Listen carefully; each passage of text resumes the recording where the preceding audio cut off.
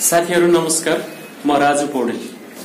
अहिलेसम्म हामीले यो स्टकगुरु युट्युब च्यानल मार्फत तपाईहरु समक्ष शेयर र शेयर बजारको बारेमा विभिन्न भिडियोहरु लिएर प्रस्तुत भइराखेका थियौं र शेयर र शेयर शिक्षाको बारेमा ज्ञान दिँदै आइराखेका थियौं। तर आज मैले नेपाली समाजमा बढ्दो क्रममा रहेको बीमा व्यवसाय र बीमा शिक्षाको बारेमा ज्ञान दिने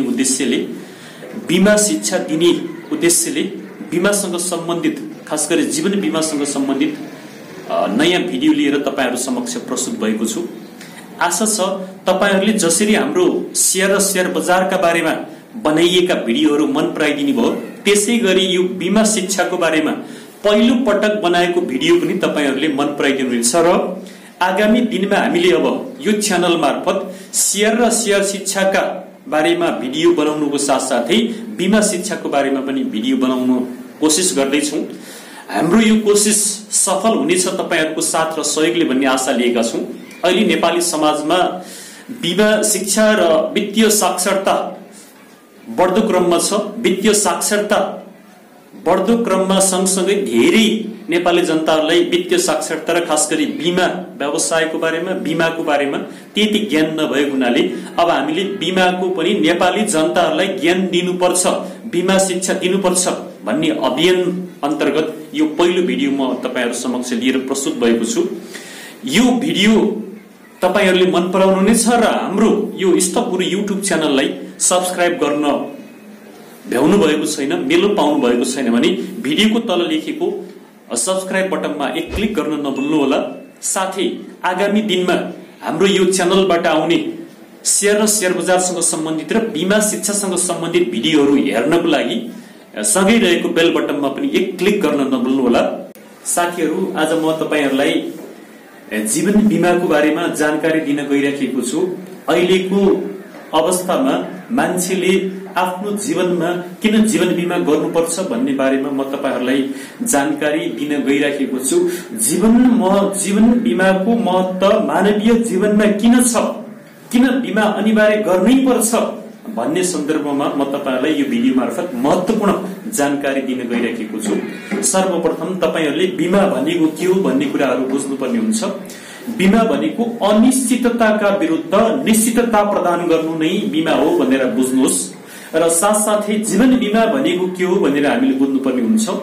मान्छेको जीवनमा विभिन्न प्रकारका अनिश्चितता, मृत्यु, वृद्धावस्था र असमर्थता उत्पन्न हुन सक्छ। मृत्यु, वृद्धावस्था र असमर्थबाट उत्पन्न हुने आर्थिक कठिनाइका विरुद्ध गरिने बीमालाई नै हामी जीवन बीमा भनेर बुझ्नुपर्ने हुन्छ। हाम्रो जीवनमा विभिन्न प्रकारका आर्थिक समस्याहरू मृत्युको कारणले गर्दा, असमर्थताको कारणले गर्दा, वृद्धावस्थाको कारणले गर्दा आइपर्न सक्छन्। त्यस्ता समस्याहरू आउँदाखेरि आर्थिक समस्या समाधान होस् भन्ने हेतुले हामीले जीवन बीमा गर्नै पर्ने हुन्छ आफ्नो जीवनमा। त्यसकारण म आज जीवन बीमाको महत्व के छ, किन गर्नुपर्छ जीवन बीमा भन्ने बारेमा जानकारी दिन गइराखेको छु। मान्छे जसरी अहिले हसी खुसी र सुखी शान्ति परिवारमा आनन्द साथ हिँडिराखेको छ, उठिराखेको छ, बसिराखेको छ, हाम्रो यो खुशी परिवारमा कुनै पनि बेला अनिश्चितता उत्पन्न हुन सक्छ। यो खुशी परिवारमा कुनै पनि बेला वज्रपात हुन सक्छ। त्यो वज्रपातले हाम्रो परिवारलाई तहस नहस बनाउन सक्छ। अहिले जसरी हाम्रा छोराछोरीहरू राम्रो विद्यालयमा राम्रो गुणस्तरीय शिक्षा लिएर आनन्द साथ हिँडिराखेका छन्, श्रीमती आनन्द साथ जीवन स्तरीय जीवनका साथ बसिराखेका छिन्, हाम्रो यो खुशी र सुखी परिवार बाआमालाई आनन्द साथ पालिराखेका छौं। यो सुखी र खुशी परिवारमा कुनै पनि बेला अनिश्चितता उत्पन्न भएर, कुनै पनि दुर्घटना भएर हाम्रो मृत्यु भयो भने यो खुशी र सुखी परिवार तहस नहस हुन सक्छ। भोलि घरको मूलीको मृत्यु भयो भने त्यो मूलीको मृत्युसँगै परिवारमा आर्थिक विचलन आउँछ। स्कुल विद्यालयको कलेजको फी तिर्न नसकेर छोराछोरीहरू कलेजबाट विद्यालयबाट निकालिनु पर्ने अवस्था सृजना हुन सक्छ। श्रीमती जुन स्तरमा अहिले सामाजिक स्तरमा आर्थिक स्तरमा बसिराखेकी छिन्, उनको आर्थिक विचलन आएर मानसिक रोगी हुन सक्छिन्। भोलि हाम्रो यो परिवारमा बाआमाले हामीलाई छोडेर अन्त्य जान सक्छन्, अर्को दाजुसँग अर्को भाइसँग जान सक्छन्। यो अवस्था सिर्जना नहोस् र अहिले जसरी हाम्रो परिवार आनन्द र सुखी खुसी साथ चलिराखेको छ त्यसै गरी घरको मुलिकको मृत्यु पश्चात पनि चलिराखोस् भन्ने यदि तपाईहरू चाहनुहुन्छ भने पक्कै पनि तपाईले आफ्नो जीवनमा जीवन बीमा गर्नै पर्ने हुन्छ। यदि गर्नु भएन भने अहिलेको यो अनिश्चित र जोखिमको जमानामा कुनै पनि बेला जोखिम उत्पत्ति भएर परिवारमा तहस नहस आउन सक्छ। त्यसकारण जीवन बीमा गर्नै पर्ने म देख्दछु, एउटा पहिलो कारण।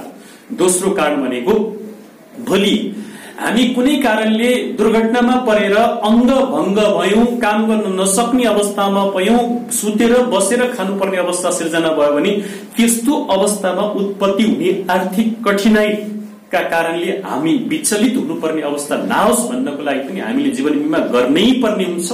त्यसकारण त्यस्तो अवस्था आयो भने जीवन बीमा यदि तपाईहरुले गर्नुभएको छ भने त्यो अवस्थामा पनि सजिलैसँग आर्थिक समस्या समाधान गर्दै हामी अगाडि बढ्न सक्छौं। भगवानको कृपाले हाम्रो जीवनमा यस्तो त नआओस्, कसैको जीवनमा यस्तो दुःखद घटना नपरोस्, कुनै दुर्घटना नहोस् भन्ने चाहन्छौं। त्यो चाहँदा चाहँदै पनि भन्दा भन्दै पनि कहिलेकाहीँ यस्ता घटनाहरू हामीले सुन्ने गरेका छौं। त्यो घटना आएर घटनाका कारणले परिवारमा विचलित नहोस् भन्नको कारणले जीवन बीमा अनिवार्य गर्नै पर्ने देख्दछु मैले। अर्को कारण, हामी वृद्धावस्थामा प्रवेश गर्छौं, जुन अवस्थामा हामीले कुनै काम गर्न सक्दैनौं, काम गरेर आर्थिक उपार्जन गर्न सक्दैनौं, छोराछोरीबाट हामी अपेलित हुन्छौं।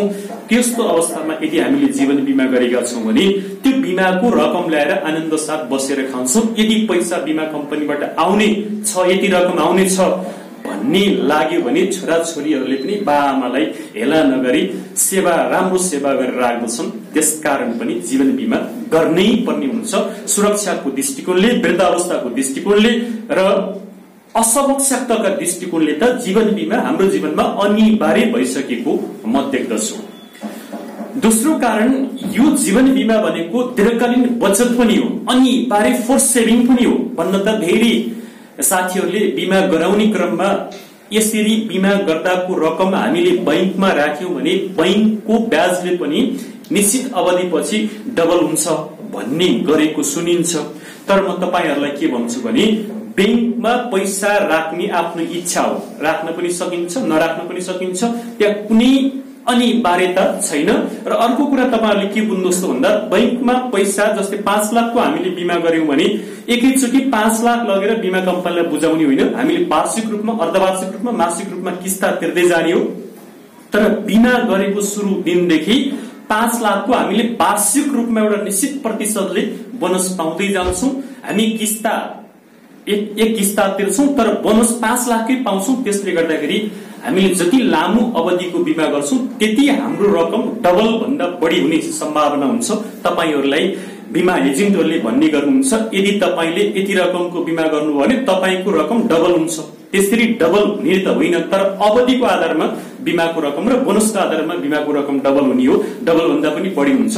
जस्तै तपाईले नेपाल लाइफ इन्स्योरेन्समा कुनै एउटा बीमा योजना बीमा गर्नुभयो भने 15 वर्षको, 10 वर्षको, 21 वर्षको जतिसक्कै अवधिको पनि गर्न सक्नुहुन्छ। 21 वर्षको बीमा गर्नुभयो भने त्यो 21 वर्षको बीमा भोलि तपाईहरु 21 वर्ष बितेर बीमा रकम बुझ्न जाँदाखेरि 5 लाखको बीमा गर्नुभएको छ भने 5 लाखको डबल होइन, 5 लाख, 10 लाख, 12 लाख, 15 लाखसम्म पनि तपाईले पाउन सक्नुहुन्छ। यदि त्यो कम्पनीले राम्रो वार्षिक रूपमा बोनस दिन्छ भने डबल होइन, डबल भन्दा माथिको रकम पनि प्राप्त गर्न सक्छौं। त्यसकारण जीवन बीमा गरेर आफूले सेभिङ गर्ने एउटा राम्रो बाटो पहिचान गर्नुस् भन्ने मैले तपाईहरुलाई अनुरोध गर्दछु। अर्को कुरा, यो जीवन बीमामा जुन हामीले लगानी गर्छौं, बीमा गर्छौं, यो फोर्स सेभिङ पनि हो। बैंकमा पैसा राख्नु कुनै अनिवार्यता छैन, तर बीमा गरिसकेपछि तपाईहरुको किस्ता तिर्ने अवधि आइसकेपछि जुनसुकै हालतमा पैसा खोजेर भए पनि, सुरुदेखि बचत गरेर भए पनि त्यो अवधि भित्र तपाईहरुले सेभिङ गरेको पैसा लगेर बीमा किस्ताको रूपमा बुझाउनु पर्ने हुन्छ। त्यसकारण तपाईहरुले के कुरा बुझ्नुहोस् भने जीवन बीमामा हामीले फोर्स सेभिङ गरेर पैसाको बचावट गर्न सक्छौं, फजुल खर्चहरूलाई नियन्त्रण गर्न सक्छौं। यता बैंकतिर राख्नु भनेको फोर्स सेभिङ होइन। अर्को कुरा तपाईहरुले के बुझ्नुहोस् भन्दा हाम्रा बाल बालिकाहरू छोरा छोरीहरूको भोलि राम्रो शिक्षा दीक्षा दिनुपर्ने हुन्छ, बिहाबारी गरिदिनु पर्ने हुन्छ।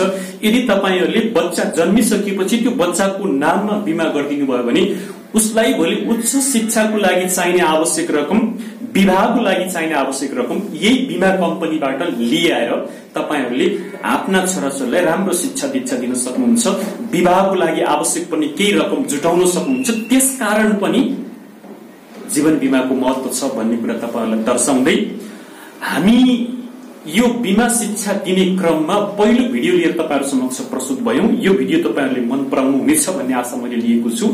यदि यो भिडियो हेरिसकेपछि यस्तो ज्ञान अरु साथीभाइहरुले पनि सिकुन जानुन् भन्ने चाहनुहुन्छ भने हाम्रो यो भिडियोलाई शेयर गर्न नभुल्नु होला।